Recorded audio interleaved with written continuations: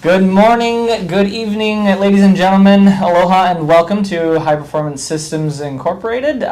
We are your hosts, CC Jacobs and Dan Woods, here to talk to you today about CMMC. This is part 2 in our 2-part video series.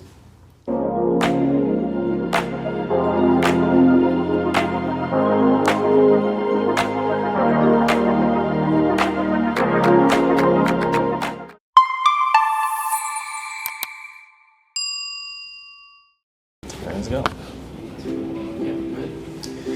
So we'll start with a quick recap of CMMC. Dan, can you give us a quick recap of what we discussed last time as far as CMMC is concerned?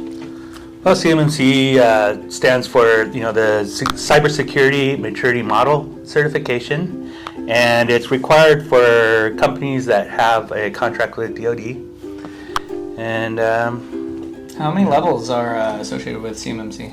We have 3 levels of certifications. So you have level 1, that is the FCI version of certification. Then you have level 2, which handles CUI, and then level 3, which is a little bit more advanced. Got it. So level 1 equals FCI, or Federal Contract Information, and level 2 equals Controlled Unclassified Information. Yeah, right. That's correct. Yeah. So Dan, what can you tell me about the state of CMMC today? Where are we today? Has anything been in the news recently? And what can we kind of expect for the future of CMMC here, leading into the fall in 2025? Okay, well, the latest version of CMMC had public comments finalized on February, and they responded to those comments, and now they're going to be releasing at the end of this year the modified version of CMMC. Okay, cool. So it seems like the final rules due to be released here in about fall 2024, and I guess it seems like fall they're kind of targeting trying to make it so that they can make a decision on CMMC and move forward with CMMC policy before Congress goes home in November. Is that correct? For the version 2, yeah, and correct. So the end of the year, and then I think they kind of are trying to reinforce the knowledge that if you do not meet the requirements, or you state that you meet the requirements and you don't, that False Claims Act will come in, and then you can lose your contract permanently, as well as lose 3 times the value of your contract. Okay, wow. So those are some pretty serious risks. All right, so that brings us to the topic of our conversation today. So CMMC Level 2. Video 1, we talked a little bit about FCI and what that means for CMMC Level 1 certification. But when we make the move to Level 2 certification, we see a couple striking differences. So can you give me kind of a couple examples of what those differences are from Level 1 to Level 2? Well, Level 1 is, as I think we stated in the last video, is FCI information, which is really just contract information. And then level 2 is more CUI information, which gets closer to information they don't want the public to know about. Got it. And it also kind of sounds like and correct me if I'm wrong, and if I'm understanding this correctly, but you can kind of think as the NIST SP 800-171 rule set as the kind of rule set for which CMMC is based off of. Outside of that, you can kind of expect, I guess, Level 1 to be a small subset of that rule set, containing only 15 controls. And then for Level 2, when we get to Level 2, all of a sudden we're jumping from 15 controls to 110 different controls. And that aligns with the full-on NIST rule set, is that correct? Yeah, that's correct, yeah. Awesome. So as far as let's talk about this concept of flow down. I kind of really want to talk about flow down a little bit. So if I'm a prime contractor and I'm in charge of employing subcontractors, how exactly does flow down work, and what kind of CMMC certification should I make sure that my subcontractors have in order for them to work on our project? I guess in the past, if you had a top contractors, you really didn't have to worry about if they need to be certified or not. But as of now, or as of the end of this year, if you are a subcontractor of a prime and you handle FCI somehow the flow down of the prime information goes down your path and it's FCI or CUI information, you're going to have to follow that requirement. So if the flow down is level 1, even though the prime has to do level 2, you don't really have to worry about it if you're only handling the level 1. But if it flows down with CUI, you have to match the prime as well. Okay, so it sounds like as far as flow down of information is concerned, the level of certification that you really need to maintain, whether you're a primary or subcontractor, it goes without saying that you have to have the same amount of, if you're handling CUI, once again, you have to be level 2 certified, and if you're handling FCI, then you have to be level 1 certified. Yeah, that's correct. Got it. And then I guess just a couple other housekeeping things as far as CMMC Level 2 is concerned. One of the only other differences that is a key difference that we see at Level 2 versus Level 1 is the institution of this triennial third-party assessment. So what can you tell me about third-party assessments? Well, third-party assessments done by a third party that's certified to perform these assessments.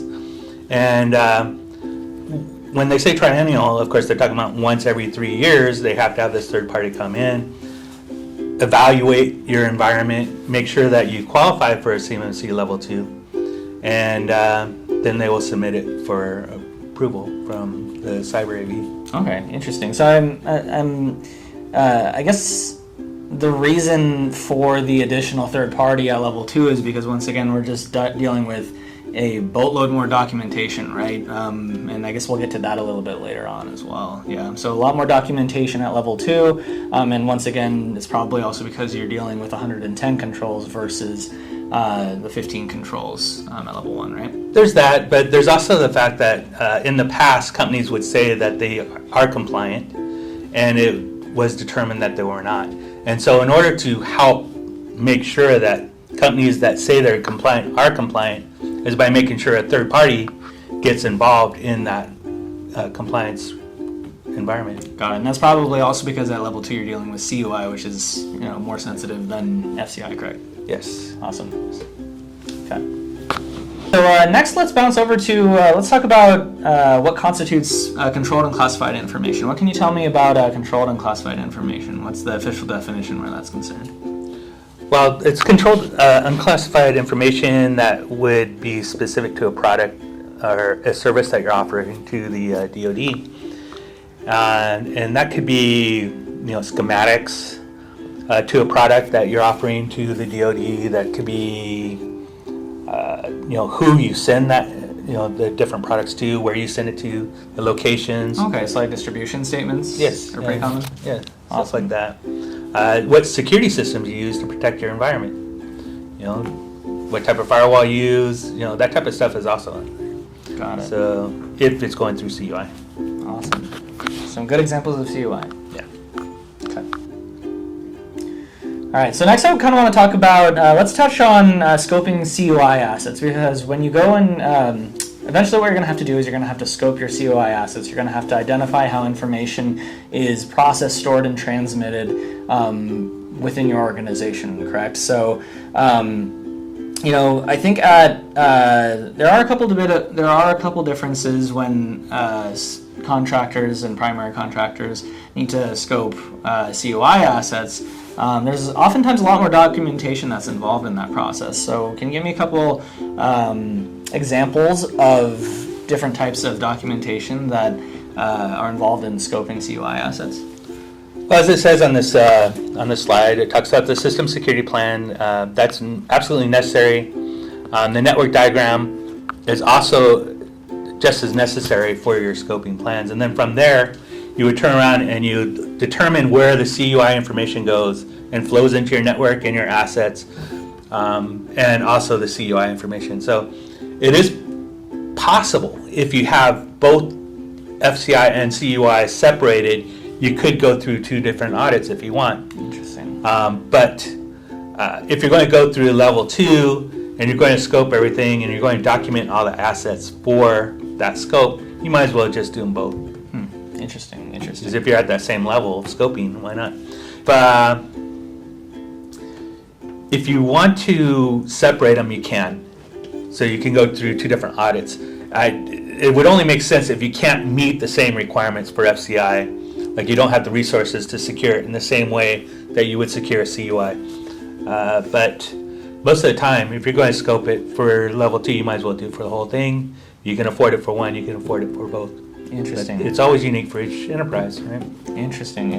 Yeah. So it sounds like with the asset inventory, the system security plan, and the network diagram, sounds like there's just a lot more documentation that goes into scoping CUI as opposed to FCI, correct? Yes, you're going to have to determine where your security systems are, what devices handle this information, and where it goes through the network. And if you don't document that, the DoD is not going to be able to validate that you actually have it within scope. You've scoped it correctly. Interesting. Good to know. All right, so with that, let's go ahead and shift gears a little bit, Dan. Let's talk a little bit about SPRS Score. What does SPRS stand for, and what was it originally used for, and I guess what is the context of SPRS moving into the final rule for CMMC? So in reference to what we're talking about here, it's the Supplier Performance Risk System, and it's really where you're going to put in the information that says, I comply to this requirement or I do not. In reference to the scope of this video today. And you're going to have different requirements that you have to meet if you're going to do level 1 and level 2, as we've always been hounding on these series. But this is where you're really going to see it, and this is where you're, based on what you honestly believe you comply to, this is going to tell you how close you are to the 110. Or 15 based on whatever it is, but you're going to see your score through the SPRS system. Interesting. Now, as far as SPRS score is concerned, can you give me kind of like a range of what the score looks like? What does a perfect score look like, and what's like the opposite of a perfect score? Okay, so a perfect score is 110, and you start off with 110 when you go into the SPRS system. And then every time you say you don't comply to something, it's going to subtract either 1, 3, or 5 from your score. And you can get as low as 203. Oh my goodness, that's crazy. Negative 203. Oh my gosh, that's crazy. And I think that's something that we're going to also talk about a little bit later too, is how SPRS is calculated, how it's scored. But for all intents and purposes, also kind of curious too, what are the odds that your organization is going to score a perfect 110? I wouldn't expect to hit 110. Matter of fact, if you were to put 110 on your score right now, you are guaranteed to get a visit from the DoD. Oh, so that's like it's like a really surefire, fast way to get audited. Yeah, it's a guaranteed audit, right? Especially on your first time through, yeah. Yes, I mean if you have history and you've been, gradually getting to there, and then all of a sudden you're there. That makes a little more sense, yeah. Yeah, but they're going to look at the history, and they're going to look at your score. If it's your first time and you say 110, it's a guaranteed visit. Interesting.